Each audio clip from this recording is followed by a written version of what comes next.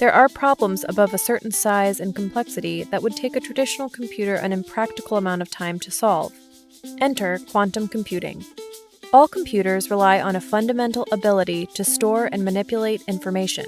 Current computers manipulate individual bits, which store information as binary 0 and 1 states. For example, when our human eyes see the letter A, our computer sees a specific string of zeros and ones. From social media to spreadsheets, everything is done through these sequences of zeros and ones. Where current computers use bits, quantum computers use qubits. The bits in our current computers can only be either 1 or 0, but not both. But qubits can represent a 1 and a 0 at the same time. So if computers were coins, current models would be a coin flip, with either heads or tails as the only outcomes. But quantum computing would be like spinning the coin. The computer doesn't have to choose one or the other. This allows quantum computers to look at many different variables simultaneously. The good news is that quantum computers would be thousands of times faster than our current computers, possibly reducing the time to solve a complex problem from hundreds of thousands of years to mere seconds. The bad news? Quantum computers are very fragile and need to be perfectly isolated from heat and vibration. One quantum computer is kept cool at 0.015 Kelvin, or about 180 times colder than interstellar space.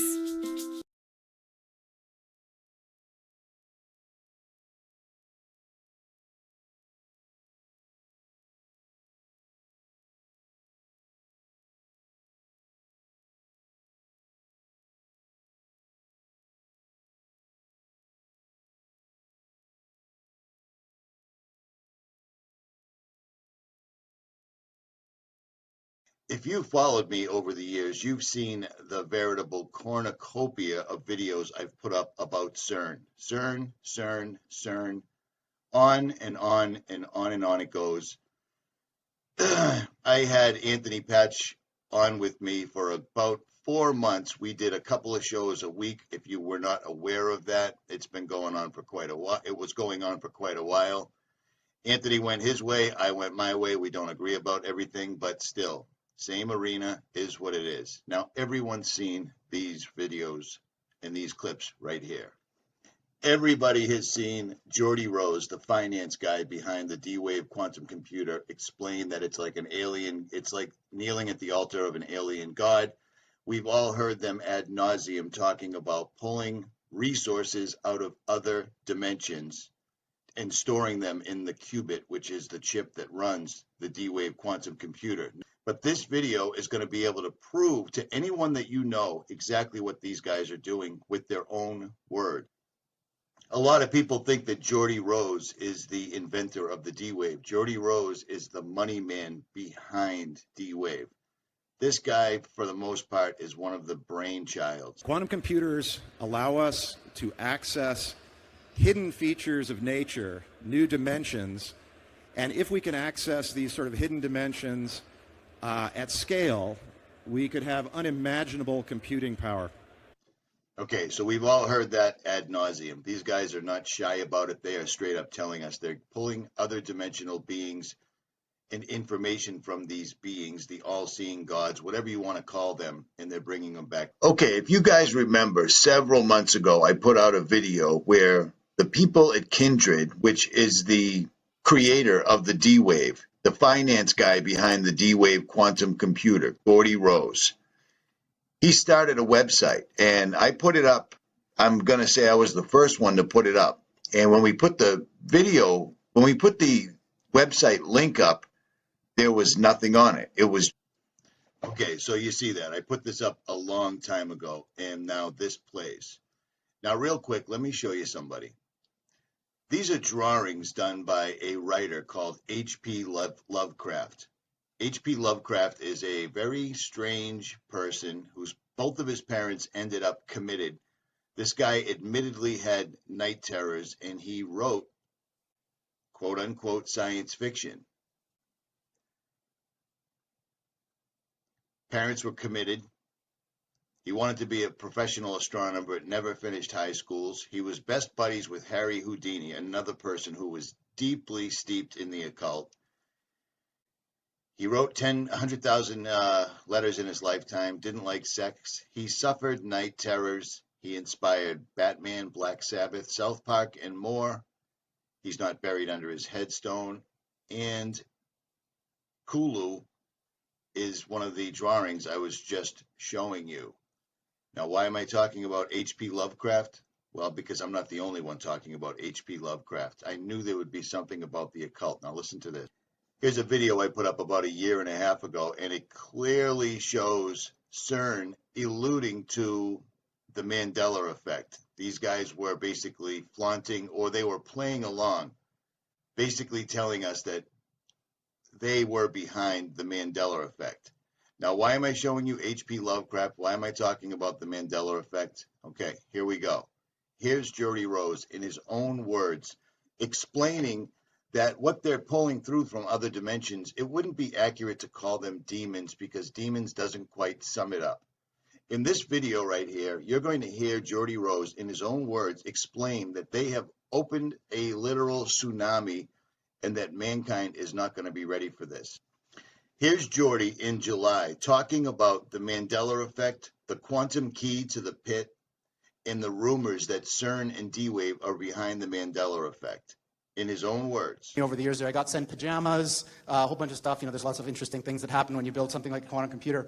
But just as an aside, because I thought it was funny, one of the interesting things that's happened from the D-Wave story is there's this gigantic conspiracy that's arisen on the internet that goes like this. So D-Wave built quantum computers. The way that they work, if you know how this works, is one of the interpretations is that you tap into these parallel universes and they do computations. Sounds really weird. But notice that he tries to ridicule his own words. It sounds really weird. They tap into other dimensions, but he's clearly showing Anthony Patch, and he just basically glosses over the whole thing. But this is going to get much, much more serious. Now, and I also am playing this at a faster speed to avoid a copyright strike. So there's that. What's happened is this idea has been hijacked to describe something called the Mandela effect, which is this thing where the past changes.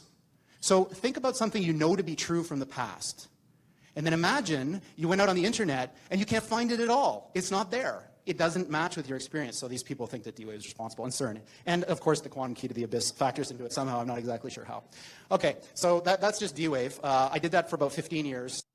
Now, before I made this video, I called and I texted Anthony Patch to get him to comment on this, and he hasn't gotten back to me, and he probably won't. So there's that, because, why not? At any rate, this gets much worse. In this video, he's saying that he's basically done with D-Wave, and he's working with Kindred, and they're going to make AI robots that can do every single solitary thing a human can do, but better. Now, notice the symbolism on his shirt, because these guys are loaded with it, because everything that they're doing is on the occult level, which is why they surround themselves with symbolism at all time. They have to. It's part of the deal. You see what I'm saying? It's all coincidental, but these guys are constantly and always wearing the symbolism. But I digress. What you've heard about AI is not what we mean by AI. What we mean by AI is a software system that can do literally anything that a human can do. Literally anything. And obviously, computers are better at things than people in lots of different ways. So now imagine, not only can they do everything that a human can do, but they can do everything that the best human at any task could do better than them. So right off the bat, this goes back to the video that TruthStream Media put out a year and a half or so ago called Obsolete, where they are literally going to replace humanity in no one will have any jobs whatsoever if these guys get their wish, because they're bringing through demonic entities. Now, does that sound like a conspiracy theory? Of course it does. But do you know where that comes from? The horse's mouth. Continue listening, and he is going to straight up say it. And you should be terrified, and you should be prompted to prepare yourself spiritually, because this is a spiritual battle. No two ways about it. I don't care what you think. There's a reason that this was put in the Bible. There's just no two ways about it. For we wrestle not against flesh and blood, but against the rulers, against the authorities, against the powers of this dark world, and against the spiritual forces of evil in the heavenly realms. Now stay tuned, because Geordie is going to straight say this. And he also says the same thing that I say all the time. This is going on in the background, whether you know it or not.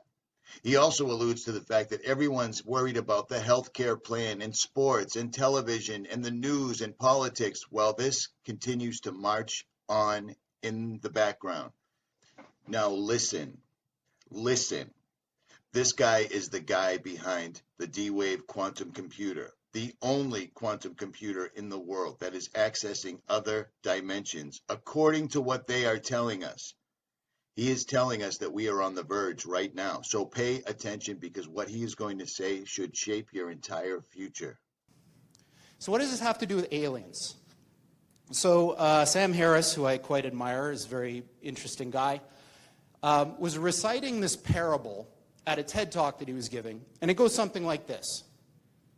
So, say I'm the President of the United States. So I received this message from the heavens. So my microwave dish, my SETI dish, finally captures something. And what it says is, in 50 years, or 13 years, we're coming to your planet. You got to be ready. Now just imagine what would happen if that happened. A super intelligent alien race beamed down a message to all of us Earthlings saying, we're coming July 13th, 2030, and boy, you better be ready, because the mothership is landing right on the front lawn of the White House or wherever you wanted to land on that day. The amount of resources that would be marshaled to try to figure out what to do would encompass the whole world. AI is just like that. So when this thing that I'm talking about happens, it's going to be exactly the thing that you're thinking about those super intelligent AIs. So the one thing I can tell you is they're not going to be like us. So alien means, different. These things that we're building are not going to be people. They might be really smart, they might be really good at all sorts of different things, but they're not going to be like us. They're going to be aliens. And they're going to be, I'm sorry to say, way smarter than every single person in this room. Now pay attention, because he's literally disclosing right this moment that we can't even comprehend.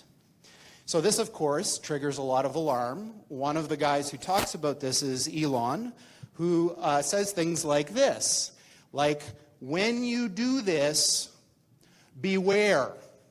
Because you think, just like the guy in the stories, that when you do this, you're going to put that little guy in a pentagram, and you're going to have your holy water out, and you're going to wave it at the thing, and by God, it's going to do exactly what you say and not one thing more, but it never works out that way. So this is an attitude that some are having, this emerging alarmism about the way this is going to go. But these words, demons, doesn't capture the essence of what's happening here. I don't know if any of you are turn-of-the-century weird fiction fans, but there's this guy named H.P. Lovecraft, who's a very famous American weird fiction author. And he espoused a view which is called cosmicism. And the essence of cosmicism is cosmic indifference. So what he was saying is basically, yes, there are these massively intelligent entities out there, but they're not good, they're not evil. They just don't give a shit about you even in the slightest. The same way that you don't care about an ant is the same way they're not going to care about you. And these things that we're summoning into the world now are not demons, they're not evil. The same way that you don't care about an ant is the same way they're not going to care about you. And these things that we're summoning into the world now are not demons, they're not evil, but they're more like the Lovecraftian great old ones. There are entities that are not necessarily going to be aligned with what we want. Now, you can spin that any which way you like. He has straight up told you these entities that we're summoning into this world. He's putting a call to action out. He's sitting in front of a classroom full of code writing students and asking them to come on board right now. He's already said that they've opened the floodgates. He's already described what they were. He's already saying that they will appear to be quote unquote alien. If you want to stay in your holiday season, your safe space, whatever you want, this is what we've been telling you for years, and this is why we've been telling you, because while everyone else is watching BuzzFeed and CNN and NFL and everything else, some of us have been studying this ad nauseum. This is it. Aligned with what we want. So this transition is really, really massively important for our entire species to navigate. And going back to that thing that Sam Harris was saying, nobody is paying attention. This thing is happening in the background while people bicker about politics and what's going to be in the healthcare plan in the U.S. And underneath it all is this rising tsunami that, if we're not careful, is going to wipe us all out. How much clearer do you need it to be said?